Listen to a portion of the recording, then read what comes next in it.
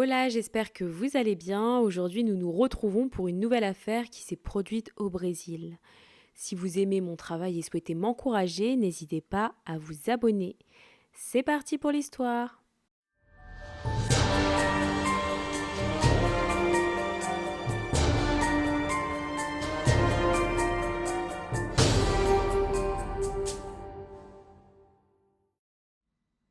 Felipe Lavina avait 27 ans, il était le père d'un petit garçon âgé de 9 ans. Il était le propriétaire d'un centre de sport pour jeunes. C'était un jeune homme qui avait bien réussi. Il était propriétaire de 2 entreprises. Ces entreprises étaient toutes deux situées à Rio de Janeiro, au Brésil. C'était un homme qui aimait la vie, il aimait son travail, il avait beaucoup de centres d'intérêt, notamment en rapport avec le sport, comme le surf, le skate, la musculation, il adorait tout ce qui était en rapport avec l'activité physique. Felipe avait une excellente relation avec ses parents. D'ailleurs, il habitait pratiquement dans la même maison qu'eux. Il occupait le 3e étage de la maison familiale, mais il avait une entrée indépendante du reste de la maison. Felipe avait une petite amie se nommant Hélène Curie, une jeune femme âgée de 23 ans. Elle a été décrite par sa famille comme étant une personne tranquille et sans problème. Hélène avait une facilité pour parler aux gens, elle était très sociable. Les réseaux sociaux du couple étaient remplis de souvenirs de leur voyage et de moments heureux ensemble. D'ailleurs, la mère de Felipe avait stipulé que le couple s'entendait très bien. Rita, la mère de Felipe, avait une grande confiance envers Hélène. Elle l'invitait souvent au repas familial. Malheureusement, la routine de ce couple va connaître un retournement de situation tragique dans la matinée du dimanche 26 octobre 2015. À 4h15 du matin, Felipe et Hélène ont été brutalement réveillés par 3 hommes cagoulés et armés. Les envahisseurs savaient ce qu'ils voulaient, le coffre-fort de Felipe. Ils savaient qu'il se trouvait dans la chambre du couple. Et d'après les informations qu'ils détenaient, dans ce coffre, il y avait 300 000 reais. Hélène a raconté avoir été paralysée par la situation. Elle était littéralement effrayée. Lorsque les hommes ont surgi cagoulés en menaçant le couple de mort, elle a eu très peur pour sa vie. À ce moment, au 2e étage, la mère de Felipe s'est réveillée à cause des bruits à l'étage supérieur. En regardant par la fenêtre, elle a aperçu un homme cagoulé. Donc elle a immédiatement réveillé son mari, Wilson Lavina, pour l'en informer. Ses parents étaient effrayés, donc ils sont restés dans leur chambre. Ils essayaient de comprendre ce qu'il se passait. Étant donné que la quantité trouvée dans le coffre de Felipe ne dépassait pas les 10 000 reais, cet argent servait à payer ses employés. Il n'y avait pas les 300 000 reais attendus. Les criminels ont également volé une voiture qui se trouvait dans le garage. Elle appartenait au frère de Felipe. Les voleurs ont forcé le couple à monter dans la voiture, puis ils ont pris la route. Les 3 hommes ne se sont pas arrêtés à l'argent trouvé dans le coffre. Ils ont également volé des vêtements, leur téléphone et d'autres objets de valeur. Ils ont bandé les yeux de Felipe et Hélène, puis ils ont conduit sur plusieurs kilomètres. Ils ont ensuite demandé à Felipe de se déshabiller et de garder uniquement son caleçon. Puis ils l'ont forcé à quitter le véhicule et à rester dos au véhicule. Et quelques secondes après, Hélène a entendu des coups de feu. Felipe a été exécuté. Il a reçu 3 coups de feu à la tête. Ce crime abominable ne s'est pas produit lors d'un jour banal, mais le jour de l'anniversaire de son fils qui allait avoir 9 ans. Ensuite, et d'après le témoignage d'Hélène, les criminels l'ont menacé de mettre le feu à la voiture avec elle à l'intérieur. Après avoir parcouru quelques rues, Hélène a été abandonnée dans la rue. Elle a couru et a trouvé refuge dans une boulangerie. Elle a ensuite appelé son père et par la suite elle a contacté la famille de Felipe en leur expliquant le déroulé des faits. Gilva Feitosa, la belle-mère du frère de Felipe, est l'une des premières personnes de la famille à être arrivée sur place. En arrivant, elle a vu le corps de Felipe au sol. Pendant ce temps, Hélène était assise à l'opposé. En l'entendant, Hélène s'est levée et s'est approchée d'elle. Gilva lui a demandé « Que s'est-il passé ?»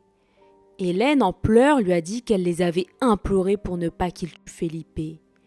Gilva l'a cru mais a trouvé étrange le fait qu'elle s'assoie à l'opposé de Felipe, au lieu de rester à côté de lui. D'après sa déposition, Hélène a raconté à la police que les voleurs connaissaient bien la maison. Ils connaissaient chaque pièce et surtout où était caché le coffre. Ce fait suggère que le crime a été planifié et que peut-être que quelqu'un de proche de Felipe serait impliqué dans l'affaire. Une autre information importante pour les enquêteurs est qu'il n'y avait pas de signe d'effraction dans la maison. Les policiers pensaient que la porte n'avait pas été fermée à clé de manière intentionnelle ou pas, ce qui aurait facilité l'accès aux voleurs. Plusieurs membres de la famille ont été convoqués pour faire leur déposition, et le corps de Felipe a été emmené pour des examens post-mortem. Pendant ce temps, les policiers ont continué d'analyser la scène de crime. Les enquêteurs cherchaient des pistes et des témoins. Dès lors que l'exécution de Felipe a été rendue publique, c'est devenu viral dans le pays. Dans la matinée du lundi, Felipe a été enterré en présence de sa famille, ses amis et les membres du club. Hélène était également présente à l'enterrement, elle a consolé et a été consolée par de nombreuses personnes. Mais certains membres de la famille doutaient d'Hélène, car à certains moments elle ne paraissait pas si triste que ça. Et également car elle était très apprêtée, elle était maquillée et avait fait un brushing. Certains pensent que ce n'est pas une situation qui permet de prendre autant soin de soi. La mère de Felipe, Rita, était inconsolable. Elle voulait des réponses et rendre justice à son fils. Dans sa déposition à la police, Hélène a soulevé des doutes à son égard, car elle a affirmé avoir été agressée et avait reçu 2 coups lors de cette nuit horrible. Mais ni la police ni la famille n'ont détecté de marques ou d'hématomes sur son visage ou son corps qui pourraient confirmer sa version. Et un élément important pour l'enquête, une semaine après le crime, un jeune de 17 ans qui était connu des services de police a été arrêté pour avoir participé au crime qui a mis fin à la vie de Felipe. D'après le récit du jeune, il y avait 3 autres participants au crime. Mais ils ont été tués à cause du trafic de drogue et également à cause de l'attention médiatique portée sur l'affaire. Du coup, il y avait trop de présence policière, donc le trafic de drogue était à l'arrêt. Le père du jeune de 17 ans avait peur pour la vie de son fils, donc il a décidé de l'emmener au poste de police pour raconter ce qu'il savait. Le jeune a donc confessé sa participation au crime. D'après lui, sa responsabilité était moindre. Il avait pour rôle de surveiller la maison de Felipe, et il a assisté au crime et n'a pas porté de coups. Mais ce jeune garçon va apporter une information qui changera complètement le cours de l'enquête et qui surprendra tout le monde. D'après ses dires, c'est Hélène qui aurait commandé la mort de Felipe.